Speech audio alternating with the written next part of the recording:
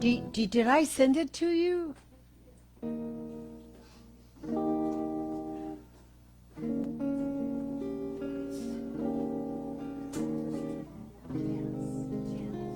Bring it. You can play it on the screen too. Everything new, everything different. Is it on? Everything true. I am ready for my next thing to do. Oh, I know it's gonna be everything new.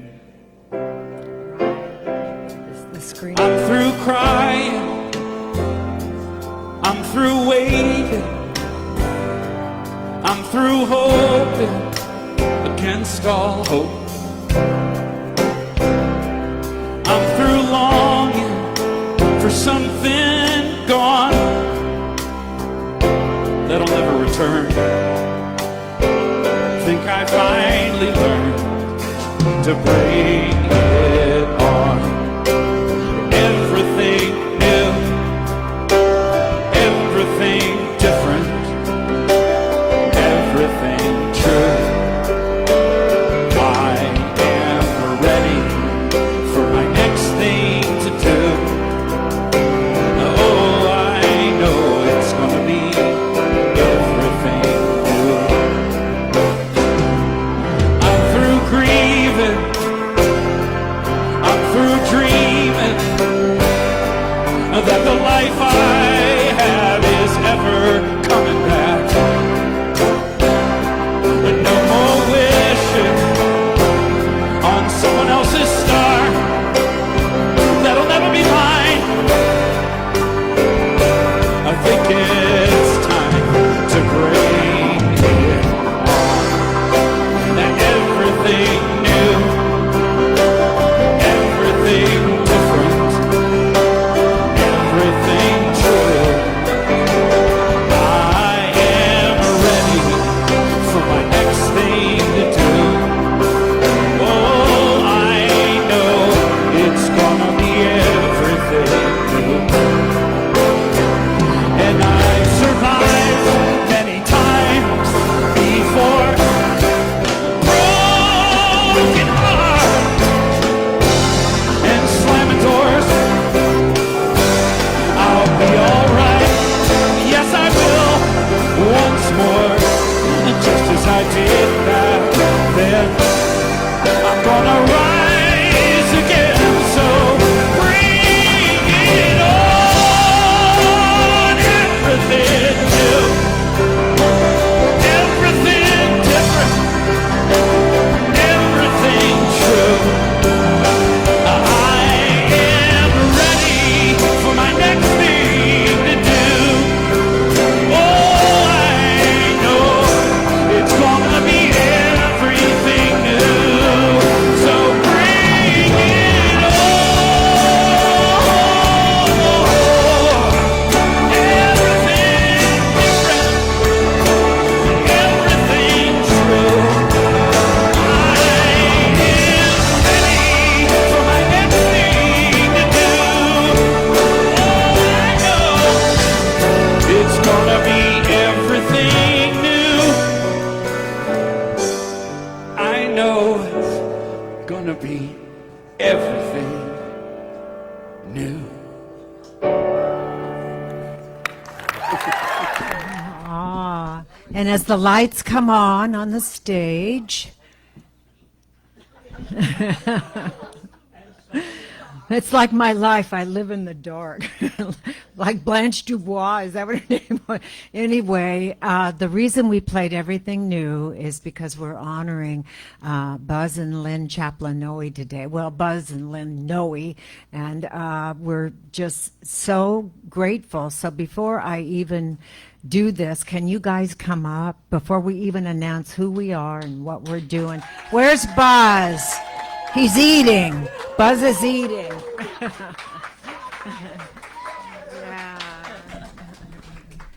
Yeah. And we know, first of all, I want to make jokes. First of all, I wore this because Lynn gives me half my wardrobe. She gave me this entire suit. You too? Who else is being dressed by Lynn? Half the congregation. So I'm always grateful when she gets tired of her clothes. She dresses me, but it doesn't fit very well. He said she dresses me, but it doesn't fit very well. You've been with us, I think, at least 18 years. We've been through a whole lot together, and so it is everything new for you. They're moving on up north to their next great experience, and we're so blessed that you're going to be able to do this. But boy, letting go is not easy, but we're not. You're coming down, and I'm going up, and that's it. And I just ready. and I can't even thank you for, first of all the service and just being the two of you, and what you bring with that is all your creativity. You created so many events, large events and plays and humor, and you're a hard act to follow, no pun intended or pun intended. And we love you and thank you. And thank you. And I know I'm making this harder for you too. Yes, you are. Thank you. So it's a new beginning for all of us, and my people will call your people. I know your people. Exactly. Buzzy, thank you so much. We're sad that we won't be here for you, but the good news is God will still be with us. Yay! Does that mean he's not with us? Or he or it is not with us. Oh my gosh. So we're going to begin by honoring who's speaking this morning, which is our wonderful Paulette Jones. I say she brings an entire university semester to 20 minutes. It's amazing. And our Rye is back. Yay! Yay, Rye. Yeah, good to see you. Very good to see you. And this is what we're all, along with Buzz and Lynn and all of our regulars, Marcia behind the soundboard, but this is who we are. We are the brains behind everything. No. We are about awakening humanity to its spiritual magnificence. And how we do this is by being soulful, being compassionate, being love, and being agents of change. And so now I would like once again to invite our wonderful, let me do a brief opening treatment just to, in this. I'm so on top of it always. Okay, so now just bringing our attention, and right into our heart space today, and knowing that every opportunity is a new opportunity to express the highest and best that lies within us, waiting for us to open up to it. It's always been there. So as I let go, I stop the details, just know what it is that I would like to experience on this earthly plane that is from that place of love and givingness. I know that I am open and receptive to seeing how it all absolutely plays out in my life. When I am called at my highest calling that harms no one, helps everyone, I know I'm in my right and perfect place doing the right and perfect thing, and all those around me are divinely also experiencing their highest and best. So today, in New Beginnings, it's not just about Lynn and Buzz. It's about every single one of us creating something new, something exciting within us that shows without us. And I'm just so grateful for this thing called life, for this thing called divine spirit, Jesus, Buddha, Krishna, whatever you want to call it. It is the oneness that is open to the allness that is the allness expressing in and through each and every one of us in our intelligence and our heart working together. So I let this go, and I call today good and very good, and together we say, and so it is. And so it is now. I once again invite Lynn up to do our candles of faith. As I here.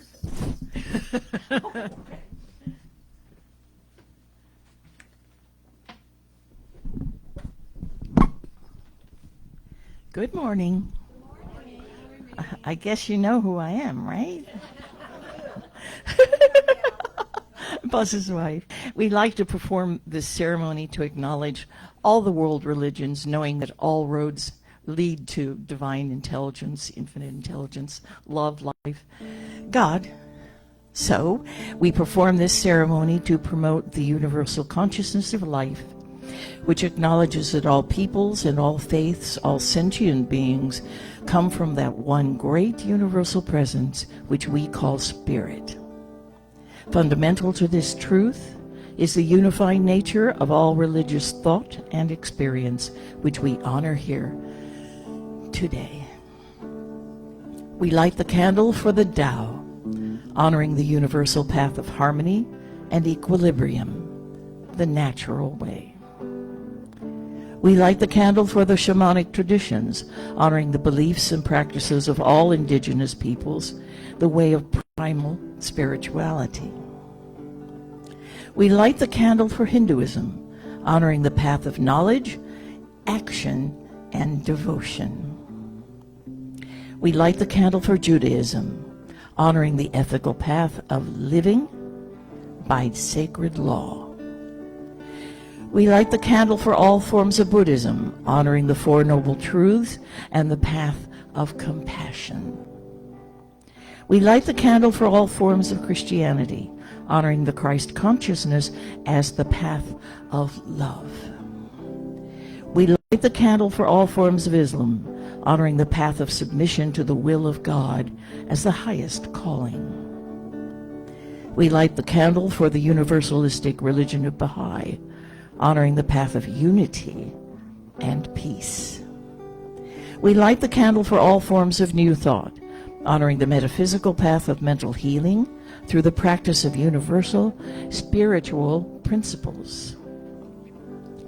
We light the candle for all those who are as yet unaware of the power and presence of spirit in their lives, and for the space that we are holding for them at this center, and for all religions unnamed in this ceremony.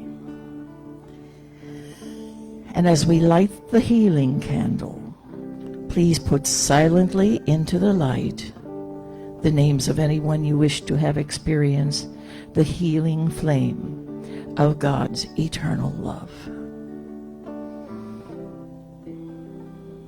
And in this bright, brilliant healing flame, I know with absolute certainty that my oneness with Spirit, my oneness, my unity with my truth, that intelligence is all there is, God is all there is, then I know that those in my thoughts and in my heart are now experiencing the healing flame of love. And together we say, and so it is. And so it is. Right time.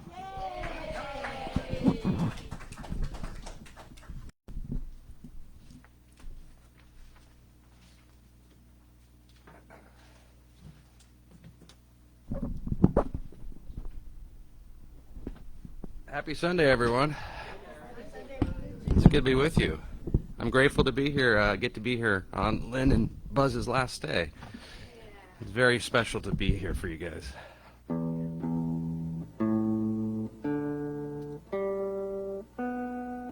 Now, in light of all the recent fires, I'm hoping this brings just a little bit of rain. God knows we need it. We got the cold, that's for sure.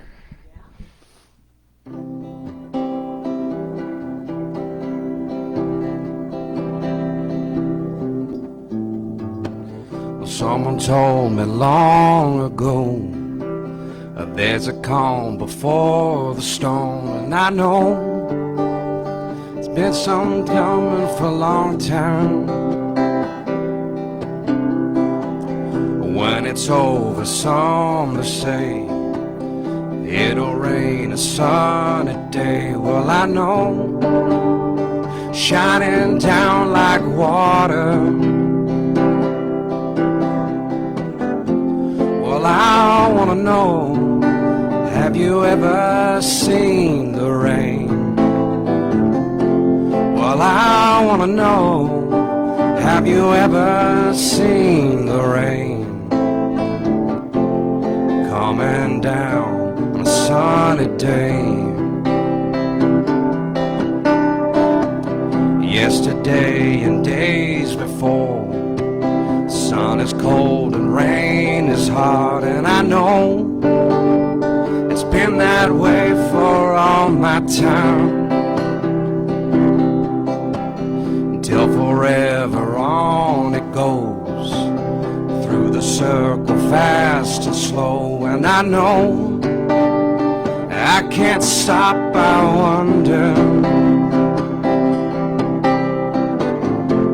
well, I want to know, have you ever seen the rain? Well, I want to know, have you ever seen the rain coming down on a sunny day?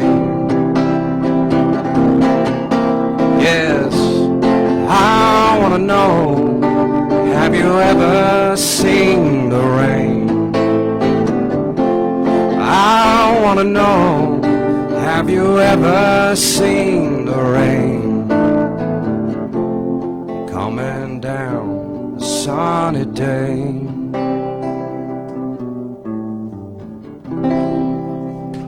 Thank you. I always feel like you're one of my grandkids. You could be even. It was wonderful. Thank you. And it's so wonderful that we now introduce our wonderful Paulette Jones. Yay! Oh. Oh, God. I introduced Pamela Bailey. Give me another 25 years and I'll get this down, Pamela. Thank you so much. Thank you. And thank you, period. Okay. Yes. Thank you. Thank you, Paulette, from the back of the room, reminding Pam. So, yes, welcome everybody on this auspicious day. And I see some people I don't recognize, and I think those are Buzz and Lynn's friends, and here to see them off, which is totally wonderful. And so, yes, I am practitioner today. And would those who are also practitioners please stand up? All right.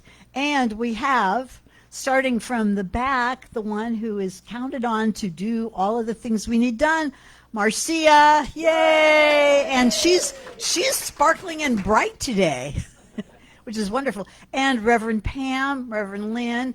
And in this teaching, you must first be a practitioner before you are a minister, and you are always a practitioner once you are a minister. So again, and then there's Buzz. Buzz, who has for years been our token testosterone. And Myrna, come on, you're part of this center now. And we have Reverend Myrna, who's new to this center. But we are delighted to have, and we are delighted to have you. So this day is a great day. First of all, I have no idea what comprehending the incomprehensible is going to be about. So stay tuned for Paulette and have your mind on hyperdrive because you'll need it. In any case, so this month's theme for the Centers for Spiritual Living is a really interesting one. It's stretch into possibilities. And it's like, well, what does that mean? And then I was thinking about things I've learned along my path, which has been quite a few years. And yeah, well, when we are living in love and when we are seeing possibilities, instead of being mired in this is the way it is, this is the way it's always been, we're able to see something that opens us into love and into possibility. And isn't that a wonderful thing to be living in that place? We had a member years ago. We all absolutely loved her, adored her. Her name was Mary Jane Wilson, and her motto for life was pour love on it. And that's brilliant. No matter what's going on, instead of making it wrong or thinking about it or making excuses about it or whatever, just like relax into that and pour love on it. And when I was thinking about what I was going to talk about today, I thought, oh, so many options. And this whole idea of love, having love be the state of who I am. Instead of, we were raised, and all of us here have a certain number of years behind us. We were we were raised in a world of right and wrong, good and bad, black and white, should and shouldn't.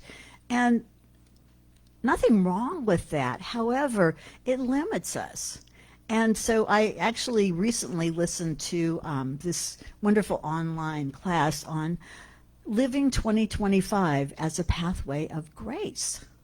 And I thought, well, now that's interesting. And the whole point of it was that when we live as love, that's when grace is present. And it is a choice. It is a choice moment to moment. And in this teaching, we know that we have the power. We are little godlings, if you were, that within us there is that divine. And when we stop focusing on all the stuff that's wrong, and, we can easily find a lot of that. When we stop focusing on that and focus instead on who we be, so when I am love, when that is my state of being, then things shift. And they aren't stuck in the, oh, it's hard, oh, it's wrong, oh, they're wrong. Now that one's dangerous. They're wrong. Because of course then, we can make a case for it. But so what? Does it make a difference in my life that they're wrong? No, it doesn't. Except it focuses me on what I don't want to be focusing on. So again, this is not for a reason. It's not even to get to having that life of grace, but rather for no reason. Just be love. And to love myself, starting there, of course, besides loving God, but love myself exactly as I am, flaws and all. No one in this life is perfect. There could be moments of perfection, but no one is perfect all the time. And accept that. And accept that, okay, here I am. I have challenges. I'm not as young as I used to be. Maybe I'm having health challenges or financial challenges. Still, love myself, love the world for no reason. You don't have to be nice to me to have me love you. Although I like that. But that's not the point. The point is that if I am being that love, I am living in that place of grace. And living as love, it creates a new life. It creates something that is other than the normal, the ordinary, this is what you get. So I really, I thought this was so inspiring. Like, yeah, what if I wanted to create that life of grace? How hard would it be? Well, if in fact all it takes is to be love, maybe it's not so hard. And so I would just like to remind you of something from 1 Corinthians 3, I think it is. And, Jesus was saying, and there are three things. There's faith, hope, and charity. And charity is the greatest of these. But charity, in this context, means love. And that's what it is. It's easy to love a dog. It's easy to love a cute baby. Not so easy to love some of the things that occur in our lives. And that's not bad. But just realize that that power of love is greater than anything else. And there was one Ernest quote I wanted to read for you. And of course, Ernest Holmes, I think everybody here is familiar with Science of Mind, but Ernest Holmes was the founder of Science of Mind. And so he says, hatred paralyzes life. Love releases it. Hatred confuses life. Love harmonizes it. Hatred darkens life, and love illuminates it. And I'm sorry, that's from Martin Luther King, whose birthday we're celebrating tomorrow. So again, it's not, moment to moment we can choose. And that love-hate thing is yet another one of those black, white, good, bad things. And yet we can always choose love. We can always start with, if I were loving myself, what would I do here?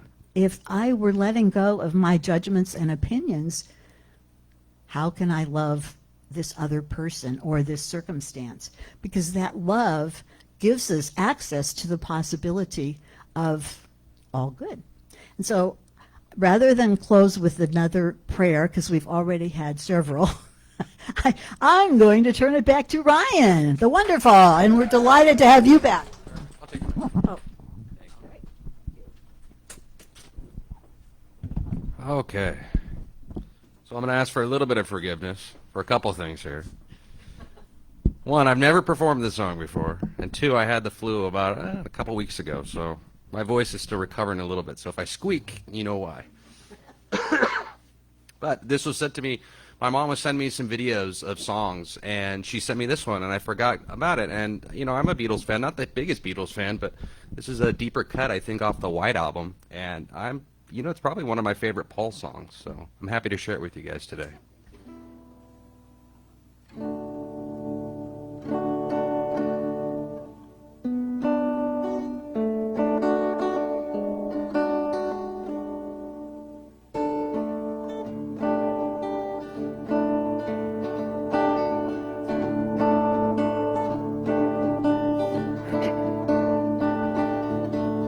Born a poor young country boy, Mother Nature's son.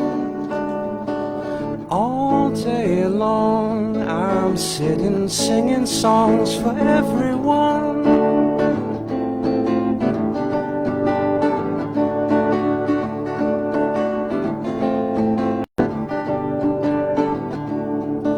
Sit beside a mountain stream, see her water rise, listen to the pretty sounds of music as she flies.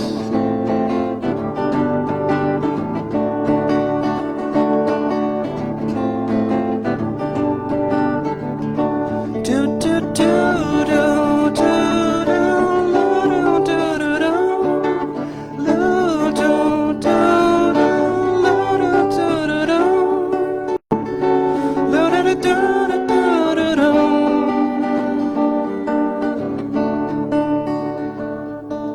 Find me in my field of grass, Mother Nature's son,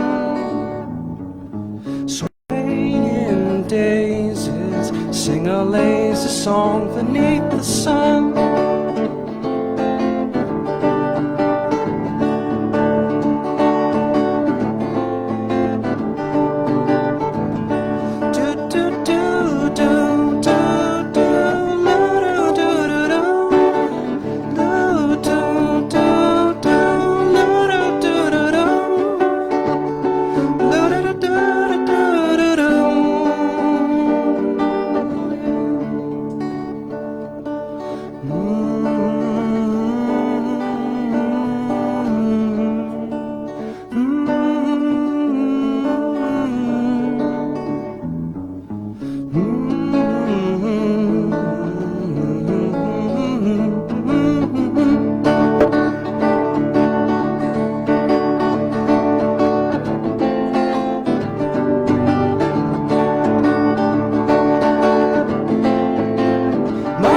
Nature's son.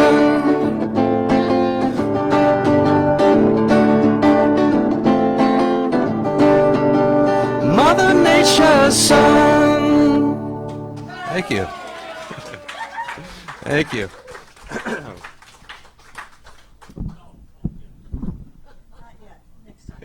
And I'd like to introduce Paulette to the stage.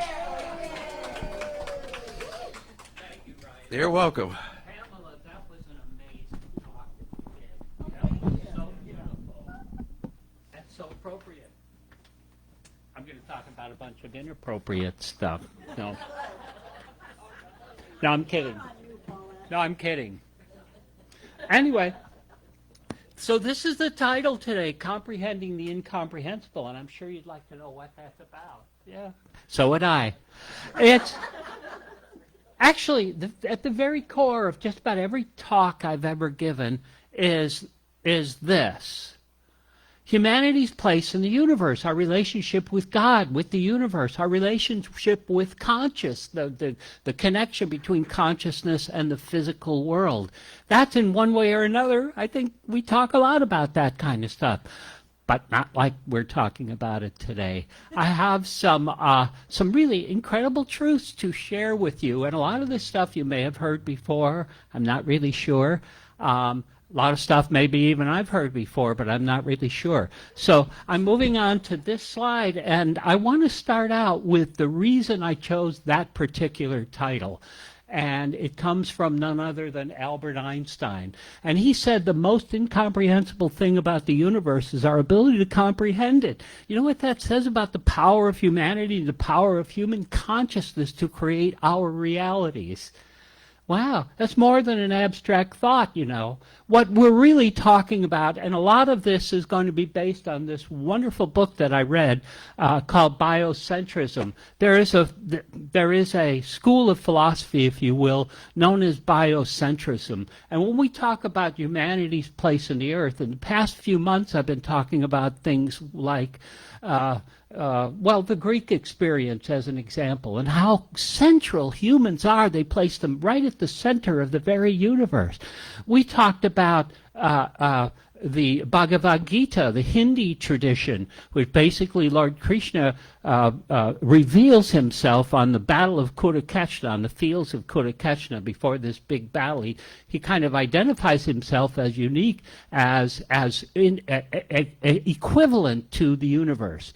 And that there's a secret dimension, and all we need to know to access it is to recognize that it's there. So humans have a really important part in the Hindi tradition. And then we got into the book of Job, and we look at the Hebraic tradition. And the Hebraic tradition bummed us all out, because it basically said that humans, according to the book of Job, and one of the perspectives was that humans are insignificant in the overall scheme of things, even referring to them as maggots and worms. Ooh, I don't want to be a maggot and a worm. I used to be, but not anymore. So I gave that up. In order for us to understand the universe, to try to comprehend the incomprehensible, I think one of the things we have to do, of course, is question our assumptions. Question the assumptions that currently physics and a lot of other branches of science address. The idea about our relationship with humanity. We have to question some of the science because, according to biocentrism, the current model of physics does not account for a couple of things that it really needs to account for, that it gives you a false impression, and it's come up against this wall. It can't get past, science can't get past this wall that involves life and consciousness. The Institute of Noetic Science, you may have heard of those guys, Lynn McTaggart and all those kind of folks, they're trying to do it. But they're not. They're not succeeding. But I love the idea that they are trying to do that, to tie the idea of life and consciousness into the reality of totality of the universe. What are you talking about, Paulette? I have no idea. Is there this isn't working. Oh, there it is. Oops. So I'll leave those both up there. So there's two problems facing science. The first major problem facing science that keeps us from understanding the true nature of the reality and the true nature of our consciousness in that reality. And one of those, we have this theory about all the wonderful stuff out in the cosmos, the planets, all that kind of stuff, and it's called relativity, and gravity is really key to the idea about relativity. He redefined gravity as the curvature of space-time. So we've got this thought, and then we have quantum physics. physics, which describes the laws of physics at the very creation of the universe, the very fabric of the universe, at what is known as a Planck constant, and the universe, this tiny, tiny piece of the universe. We don't know how to integrate gravity into quantum physics. So we got these two theories that both describe the nature of reality, but they don't work together. We can't integrate them somehow. We just don't know how to do that. And the biggest problem is gravity. And the second part of this problem is that we don't know what happened at the very beginning of the universe, at what is known as the Planck time, the very first fraction of a second when the universe was formed. And that fraction of a second is called a Planck time. You know how big it is? You take a second and you divide it into this number. A 1 followed by 42 zeros. Can you imagine how tiny a piece that is? But it holds the key, perhaps, to the understanding of the universe. If we could understand what went on at the very, very, very beginning of the universe, then perhaps we could understand more about God, about the nature of reality, about the nature of consciousness and this physical world. But we don't and we can't, so we don't. The questions aren't being asked by the scientific community, the questions that really matter. And the question that really matters is, why is the universe so finely tuned to support life? Why is the universe so finely tuned? We're going to talk about the Goldilocks principle in a little while and all of the physics that surrounds around that, and the creation of the universe and what it means. It's a stunning achievement of consciousness. So why is the universe so finely tuned to life? Standard physics isn't even asking the right questions. Because why? There's a couple of things they're leaving out of the equation. They're not even really trying to integrate them, although the evidence is right there in front of our faces. I'll talk about that.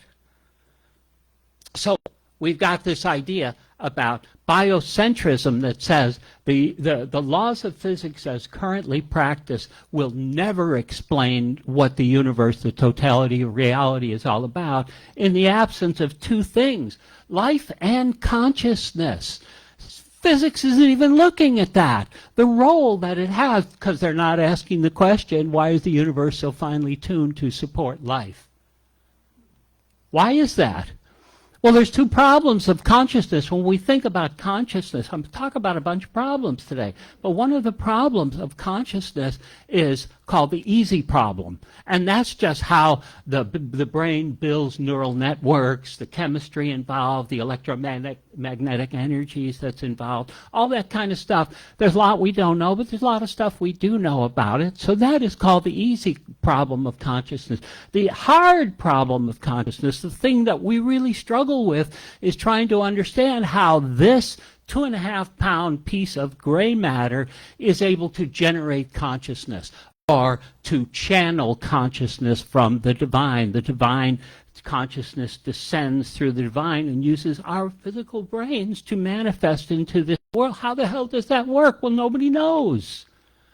But biocentrism comes up with some theories about the two problems of consciousness. The harder one is what we're really talking about today. So again, we keep coming back to that question. Why is the universe so finely tuned to support life? We're going to talk about that, for the next 10 or 15 minutes. I got to tell you something about the reality of totality. It's something that quantum physics tells us, something that science of mind tells us, and it is that the observer creates reality. The observer creates, does that sound like an elevator speech for science of mind?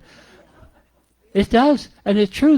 That's what biocentrism says as well, because it's asking the question, why is the universe so finely tuned to support life? The observer creates reality. There is no place in the universe, no place, anything you can imagine can exist in the absence of consciousness.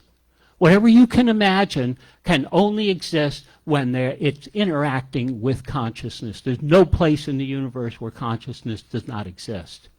What about before the Big Bang? What about then? Well, nobody knows, but what we do know is that reality was held in a kind of state of probabilities, what they call as the superposition. It's all possibilities until it reacts with a consciousness, with us, with our brains, with our minds, with our souls. There is no reality beyond that. So if there was no consciousness before the Big Bang, there was nothing before that. Because consciousness creates reality, not the other way around. Most scientists say that the reality, our physical bodies, our brains, creates consciousness. But I don't believe that's true. I think that it is untrue, as a matter of fact. Our consciousness creates our reality. Whatever we are experiencing in life has been a product of our past thoughts, of our consciousness. That's what biocentrism says, and that's what Ernest Holmes yammered about. I don't mean yammered. That's kind of disrespectful, isn't it? That's who I am. So I just placed something up there. Did you see the slide that I put up there for a minute? Did anybody see the slide about the two birds? Did you see the two birds? No, you didn't see it? Yeah. Yeah, one isn't a bird. But when you went through this first, you filled in your mind, said there's two birds, but there isn't. There's a bird and a cluster of leaves. What happens is we catch an image, and this light impinges on our retina, and then it travels at 250 miles an hour back to this occipital lobe, which then processes it. So in 1/20th of a second, you saw that, you saw bits and pieces of it, and you filled in the rest with stuff that didn't exist. There is no second bird here. That's an illusion that you created in your mind. You see how creative you are? You created a bird where no bird existed. Wow, you guys are pretty cool. Well, not you, Marcia. No, I'm kidding. I love you. We tease each other. I usually lose. So I want to talk about this old koan. You've all heard this story, and I think I've even said this before. If a tree falls in the forest and there's nobody around to hear it, doesn't make a sound. And the absolute answer from so many different perspectives is no. It does not. Do we think there's an independent universe that is independent of our consciousness? There isn't. And a sound doesn't exist until something happens. So it's probably useful to talk very briefly about the physics of a falling tree. Geez, I never thought I would be talking about that in my life, my wildest dreams. But here's what happens with a tree. So it's in the forest, right, and it starts to fall. As it's falling at 32 feet per second per second.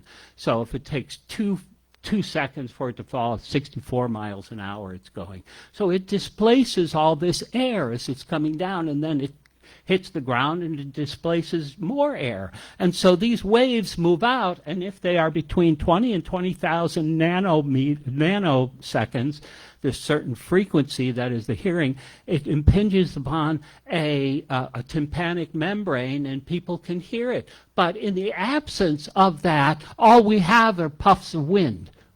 That it is not a sound until it becomes conscious, until I hear it, or you hear it, or somebody hears it. Then it's a sound. Prior to that, it's nothing. It's just moving air around. So you see how important our consciousness is in the creation of our reality, right? See? Yes? Pronto. I'm going to move on. I want to talk to you about another phenomena, a rainbow. Aren't rainbows fun to talk about? Rainbows are weird, but the fact of the matter is rainbows cannot exist without our consciousness. And in order to do that, I got to talk a little bit about geometry and the physics of a rainbow. So we've got 12 people. Imagine we've got 12 people lined up on a beach in Maui.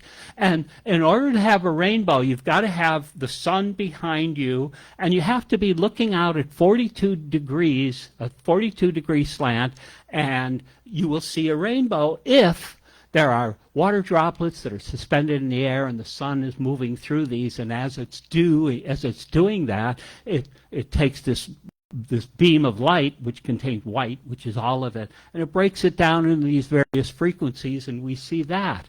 But if there are 12 people on a beach, everybody is seeing an individual rainbow. That's right, because consider the geometry. They're all looking at different rainbows. Why is that? Because of the geometry. Imagine a cone coming out from your eye, a cone that spreads out, right? So in order to complete the geometry, you've got to have this water droplets, 42 degrees. You've got to have the sun behind your back, and you have to have a conscious observer to complete the geometry. It's not a rainbow until it impinges on my retina. But since someone else is positioned over here, they have a different geometry. They're looking at different water droplets suspended in the air and everything. So you see, here's another example of how our consciousness creates reality. We could all be standing there and say, isn't that a beautiful rainbow? But in reality, we're all looking at 12 different rainbows. Wow, that's your consciousness. I don't know, that blows me away. So what we perceive as reality is a process that involves our consciousness. Everything you see around you the physical world is a process that involves your consciousness. So the world doesn't exist without our collective consciousness. If there was one person here that what didn't come, if it was it'd be a different consciousness, a different perspective, a different event. And each of you are experiencing your own event, your own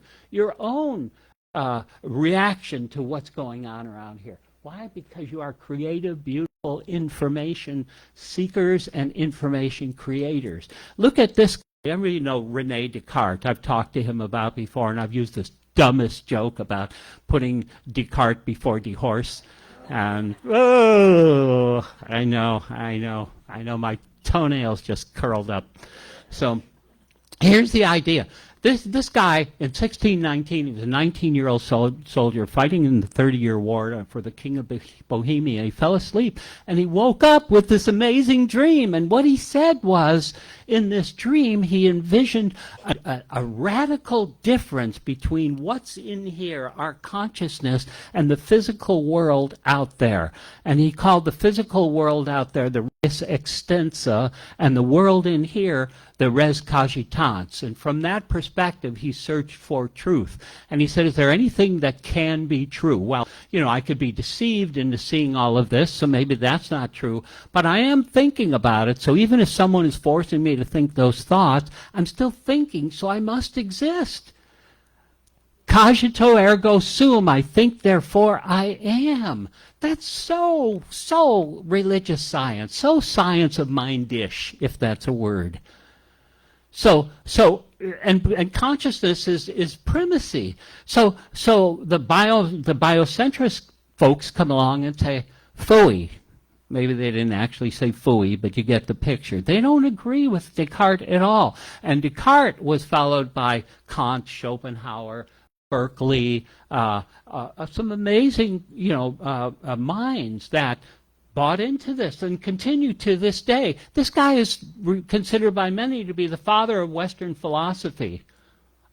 Wow. So biometrics comes in and says, we don't believe in Cartesian duality. Our external and internal perceptions are inextricably, that's a hard word to say, intertwined.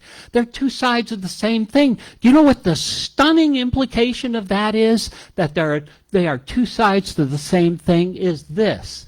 And the outside world is located within the mind, according to biometrics. Our entire universe, our experience of everything we have created is within the mind. This experience we're going through right now is within the mind. Within my mind, your mind, all of those minds. And there is no difference, as Descartes would suggest, between the res cogitans and the res extensa. There's no difference. They are two sides of the same coin. That means the universe lives within us, within our consciousness. And by paying attention to something, we bring it into reality. Does that sound familiar? I think it sounds familiar to me, but what do I know?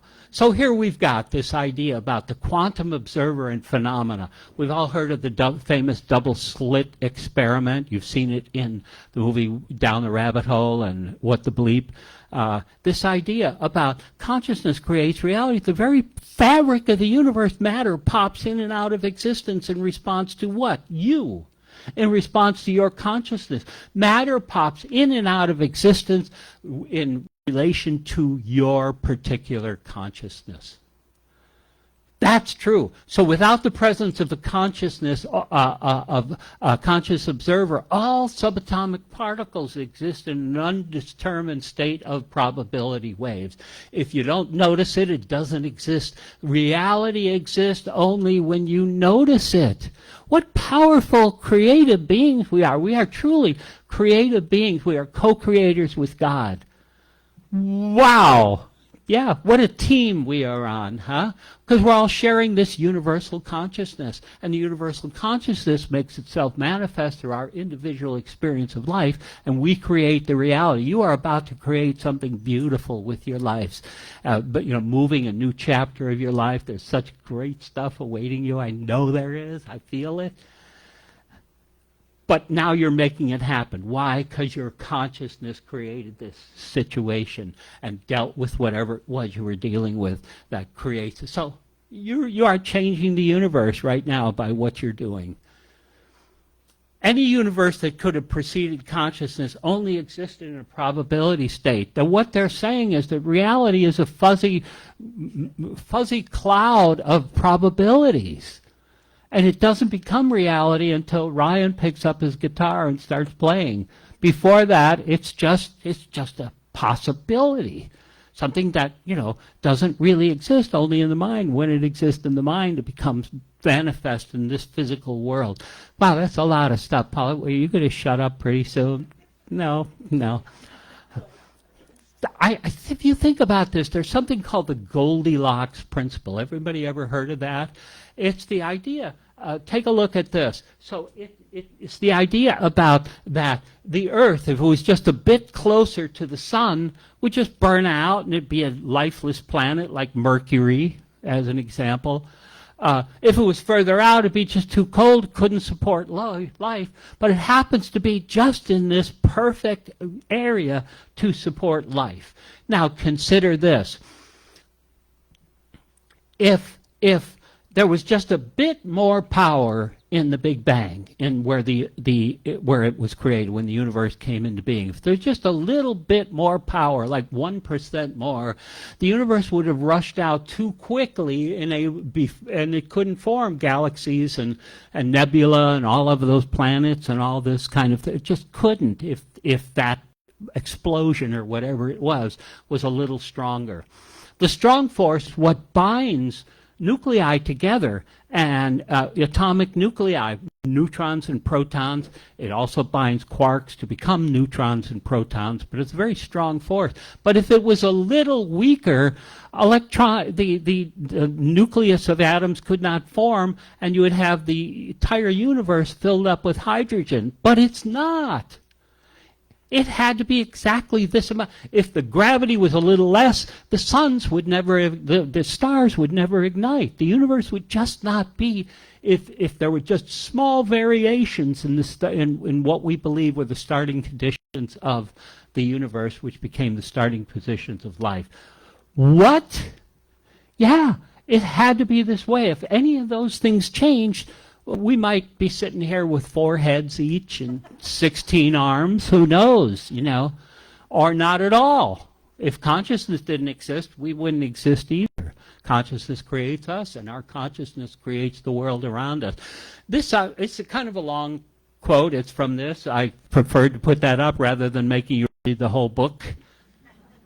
The very structure of the universe is explainable only through biocentrism. What he's saying is that human consciousness is absolutely essential for the creation of the universe. The universe is fine-tuned for life, which makes perfect sense as life creates the universe, not the other way around. Science doesn't take into account the idea of consciousness It just doesn't even ask the right questions. The universe is simply the complete spatio-temporal logic of the self. Spatio-temporal, we're talking about space-time. That's what Einstein figured was relativity was all about. So what it's saying is the universe is simply the complete spatio-temporal logic of the self. The universe is what we create. It is a product of us. We create our experiences and we create the environments around us. Through what? Through our consciousness interacting with matter. So we're almost done, I promise you. We're back to this same quote. The most incomprehensible thing about the universe is our ability to comprehend it. Whoa! I think Albert Einstein knew what he was talking about. We are divine, God-like beings. Yeah, you are. Even though you came in late, you are a divine, God-like being. Just kidding. Anyway, we are colorblind when it comes to the deepest issue of the cosmos, because the universe in its entirety, the God of Spinoza, if you will, the universe in its entirety, the sum of all nature and consciousness, there's nothing like it. It has no comparative because there's nothing else like it. There's nothing else like the universe, so we can't compare it to some other universe that may or may not exist, depending upon which consciousness is interacting with us. It doesn't exist within any other matrix or context. Our logic and our language lack any meaningful way to apprehend or visualize it. We talked about the Tao this morning in the Flames of Faith. The Tao is a deep, deep distrust of language, because language creates these false constructs, but it's the best that we got to deal with. But let's not mistake ourselves that when we use language that we are creating reality, because there's too many ambiguities in language, and it sets up all these false constructs. That's my whole talk right there, all these constructs. So there's a couple other bullets, and then we'll be out of here. The fundamental units of reality. I want to talk very briefly about something that will stick in your mind. It's called the idea about stem cells. And you've heard of stem cells. You know, they're actually the building blocks of life. According to biocentrism, they're the very center of life. Now, they are proteic in nature. In other words, you can take a stem cell and put it in other parts of the body, and it will reform itself into creating, you know, into healing the body. Oh, geez. So, but in the absence of messing with them, when a neural cell comes into this world, it contains within it everything you will ever experience, everything you've ever heard, everything you've ever said. It is the seed of your future, of your growth, of your place in this cosmos. So what that's saying is that the universe wants to create further intelligence, and the first place it goes is to stem cells to create them to be neural cells. It's only with humans intercede that they become something else. They are amazing stem cells. They are like godlike little beings. And again, according to biocentrism, they're the center of the universe. So one other thing is, again, here is the amazing conclusion. Everything I've said is that the universe exists only in the mind, that the universe is the complete spatio-temporal logic of the self. The universe is what we make it. So go out today and make it a beautiful universe and have a great time. I love you all, and I think I'm done. Thank you.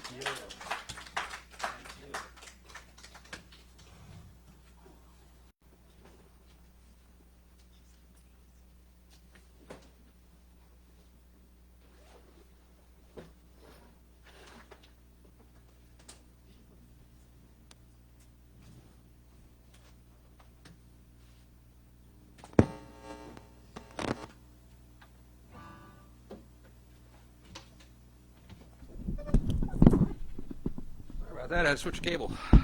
Okay.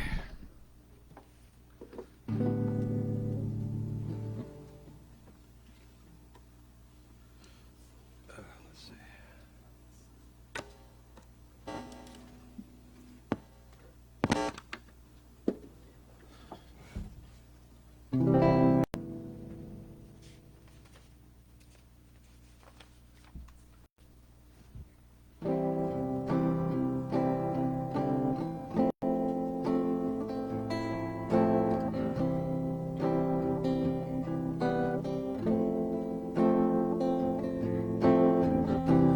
Imagine there's no heaven.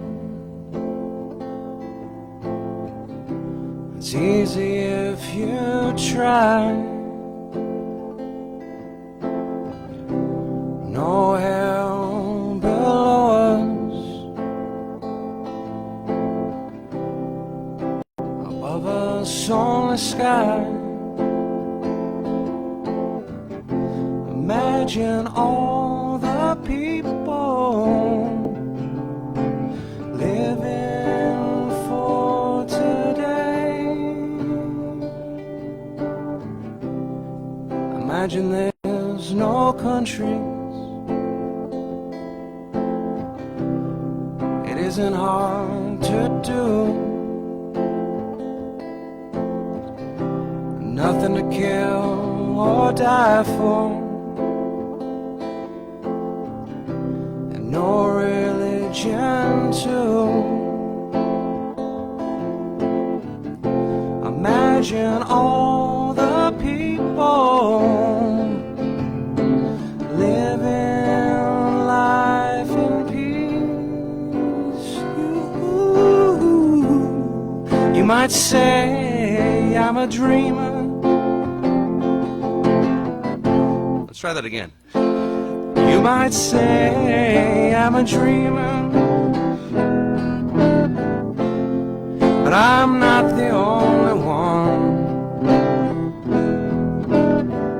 I hope someday you'll join us, and the world will live as one. Imagine no possessions. I wonder if you can. No need for greed or hunger. A brotherhood of man. Imagine all the people sharing all the world. You might say I'm a dreamer, but I'm not the only one. I hope someday you'll join us, and the world will live as one. Thank you.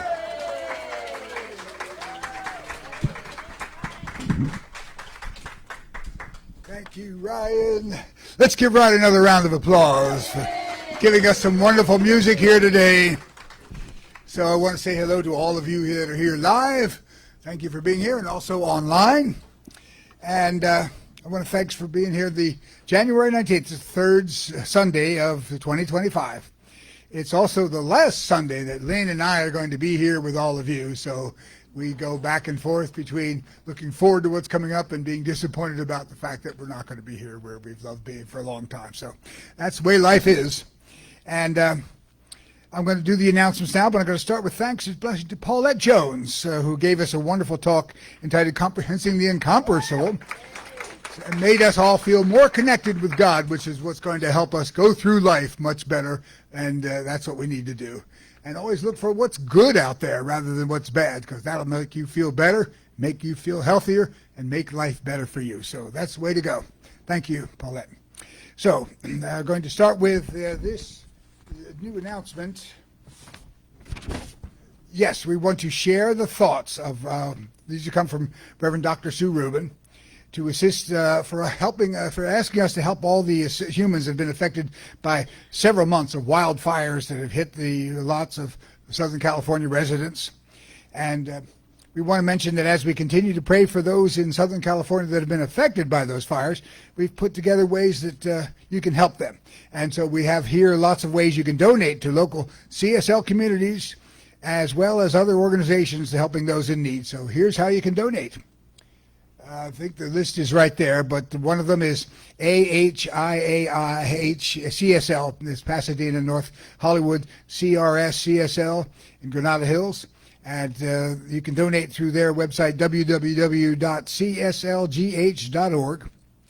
And some other places you can donate through these places: Red Cross, United Way, Emergency Network LA, California Community Foundation Wildfire Fund, and CORE, which stands for Community Organized Relief Funds. And once again, as you can donate, it's going to help them, help you, help life. And you can also, of course, pray for the life to get better for those that have been affected by the fires. So your prayers are welcome to support all of the people that have been affected. It's going to help them. It's going to help life. So keep that in mind as we move forward. And we want to also... our speaker for our next 10:30 service is going to be next Sunday. And I forget, what's the date? January 26th. It's going to be Lisa Coffey. And her title is going to be announced this week. So let's all be here live and online to witness Lisa's great lesson for all of us next Sunday. And we're mentioning also that our musical performer for next Sunday's lesson is going to be the very talented fella named Bill Rotella.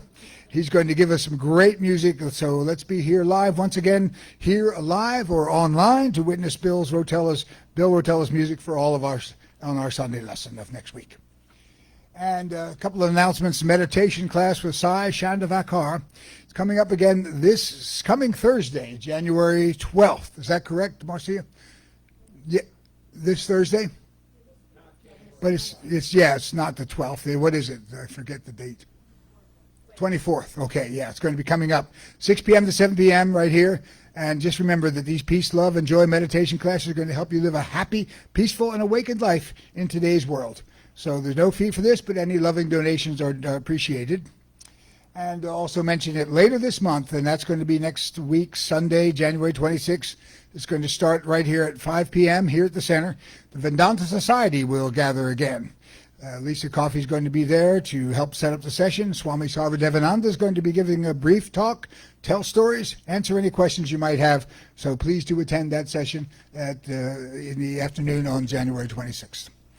And we're also mentioning that coming up again next Monday, this is next month, Monday, February 10th, 5 p.m. to 7 p.m. right here at our center. The registered nurse, Kathy Sachs, going to once again host the class that she's been doing. A once-a-month conversation about life and the end of life provides an opportunity to discuss options, fears, questions that you might have in a friendly and safe group setting.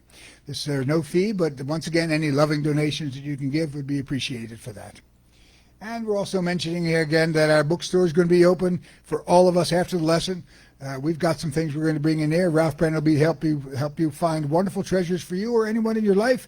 And I think Ralph had something he wanted to specifically mention. So here comes Ralph to tell you more.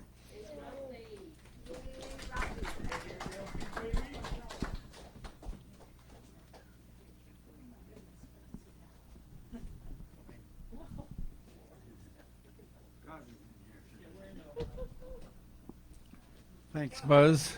Okay, I have many items here that I picked up from the store, the bookstore. One is Chicken Soup for the Soul, very excellent read of short stories.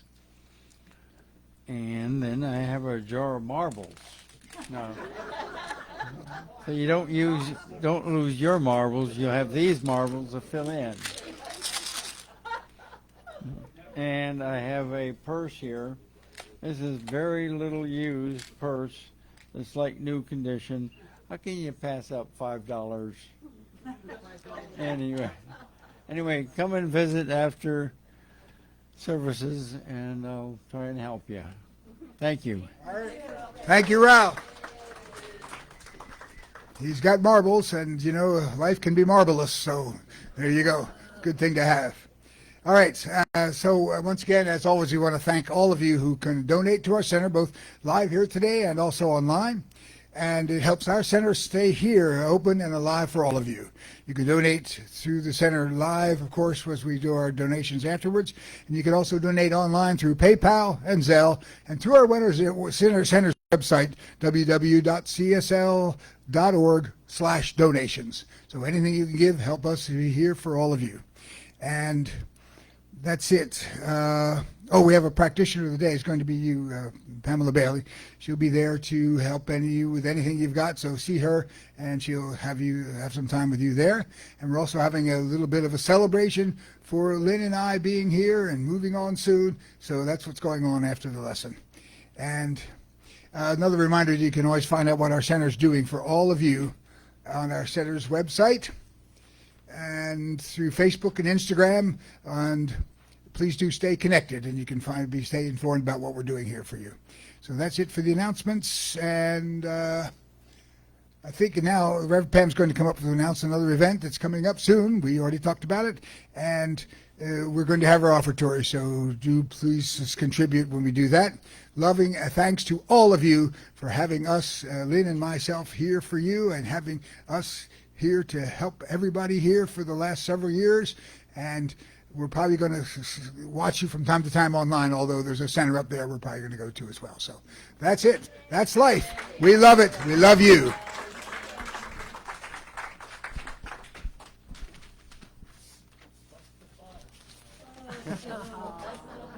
Tell me what's happening. And what's the buzz? Tell me what's happening. I just thought of something. Maybe we can Zoom you in once in a while. That, to the maybe we can use Zoom to have you join us once in a while. I just got that. And I can't help myself. There's my joke. Many of you have already heard about Rene Descartes, who said, I think, so therefore I am. Well, Rene Descartes walks into a bar. The bartender gives him a drink. He drinks it like this. He drinks another one, and he gets to the third one, and Rene Descartes said, I'd like another drink. And he said, and the bartender said, I think not. And Rene disappeared.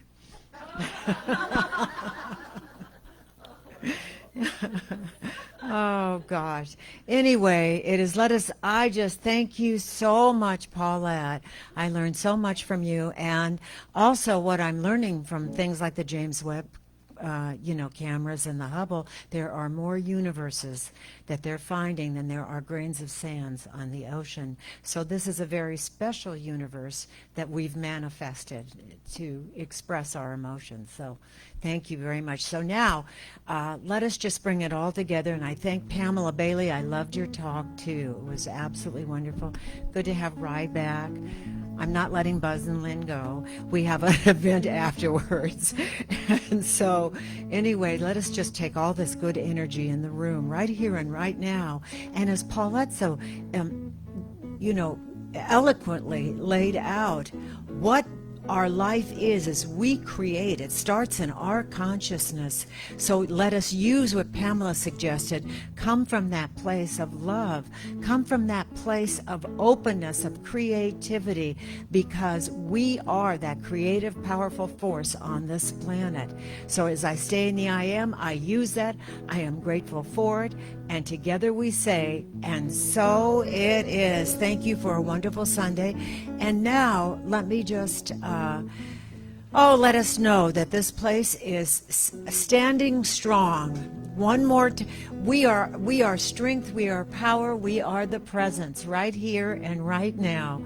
And so as we give, as the offertory goes around, give from that place that knows that when you give to anything greater than you are, call it God, Buddha, Krishna, whatever it is, the thing itself, it comes back tenfold in your life, either also in material goods, but not only that, in love and friendship and brilliance and all good things in life come to those who are open and also giving. You have to have that flow in your life to receive. And so right here and right now, as we give, I know that we are receiving greater good in this moment and every day in every way. And so it is. So it is. Now, Lynn and Buzz and Pamela and Marcia in thought back there. And come on up. And Rye, where are you going? Okay, thanks. You're going to stay. Who am I missing here? Everybody. Paulette! Oh, my God. Oh, my God. Paulette. I'm jealous. You can run. Oh, thank you. Thank you. You got this. Oh. Is peace on earth, and yes, it begins with me. Yes, there is peace on earth, The peace that was meant to be with God as Creator, and we all are we. Let us walk with each other in perfect harmony. Yes, peace begins with me, and this is the moment now. With every step I take, let this be my joyous vow. To take each moment and live each moment in peace eternally. Yes, there is peace on earth, and yes, it begins with me. Something wonderful is happening to me right now. I know it in my mind. I feel it in my body. I see it in my life. And so it is. Have a great day. Bye. Happy Sunday. Thank you all for being here.